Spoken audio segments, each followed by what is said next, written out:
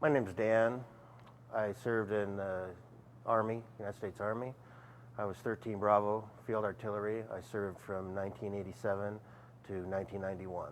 My whole tour I was stationed in Germany, just outside of Frankfurt.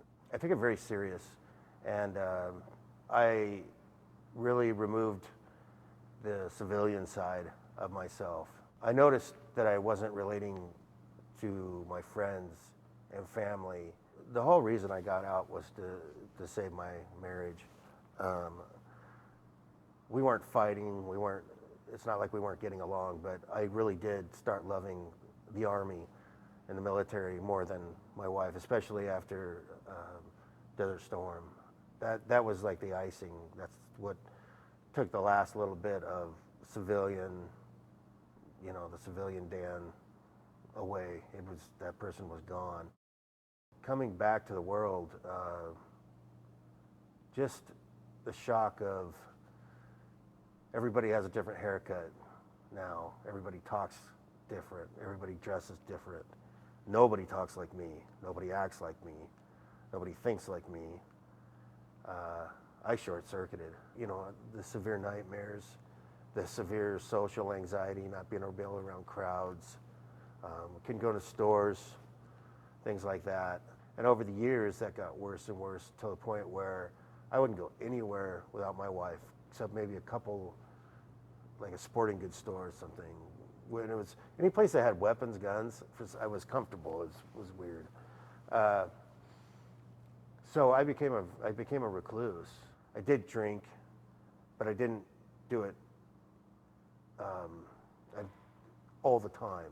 I would go out and drink, but what I would do is I would go out and go to a bar and try to find the biggest, nastiest person in there I possibly could, and I would do whatever I had to start a fight. And one night I was in an alley and I was fighting this guy, and a friend of mine came out to look for me, and he found me and he stopped it. I realized every time during one of these fights, somebody had to stop me.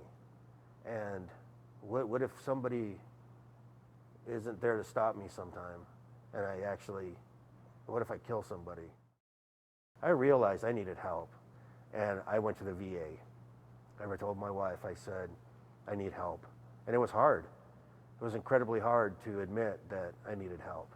I started seeing a psychiatrist, and the first one didn't work. You have to find the right one, and I did finally find a good counselor there. And then also the vet center, I started getting involved with the vet center. The VA referred me there. So between the two, I was able to start integrating myself back into society. And if I hadn't gone to the VA, I would not be sitting in this chair.